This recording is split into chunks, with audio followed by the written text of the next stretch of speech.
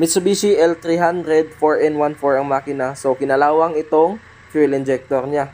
Ito yung mga bagong L300 na naka-common rail na. So itong makina to 4N14. So kasin sila ng Strada na 4N15 at saka sa Montero. So ito, ang problema nito is kinalawang yung fuel injector niya. So ang type kasi nito, ito yung injector niya, walang o-ring doon sa may injector. So mostly may o-ring yan. So ito wala. Wala din itong oil seal na nagpre-prevent sa tubig na pumasok doon sa butas ng injector.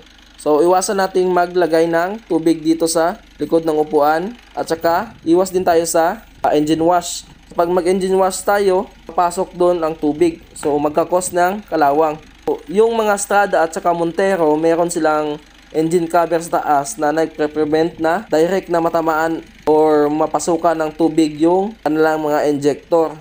Dahil may leak yung ating valve cover gasket, so obligado tayong ipo-pull out yung injector. So pag pull out ko, yun na ang kinalabasan. So need na natin ipa-cleaning itong mga injector. So nakikita nyo naman, sobrang kalawang ng mga injector. Buti na lang, madali lang siyang hugutin.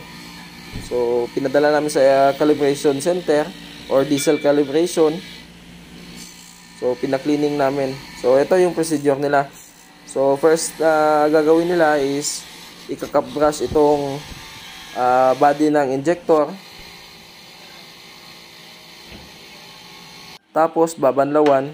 So bago pala nila nilinisan, so chinek muna nila pala kanina yung ang pressure niya. Okay naman ang pressure.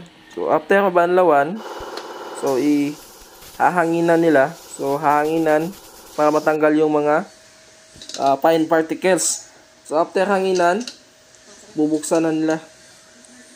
So medyo matigas tong nut niya. So shout out sa Rowney Calibration Center dito sa Jensan. So isa sila sa magaling na calibration center dito sa Jensan. Kung may papacheck kayo or papatrabaho doon, so nasa National Highway lang sila sa may crossing Makar. So madali niya lang inassemble ito kasi expert na sila. So yun, ginawa din namin itong AGR cleaning at saka intake cleaning sa unit na to kasi 180,000 na di pa na cleaningan.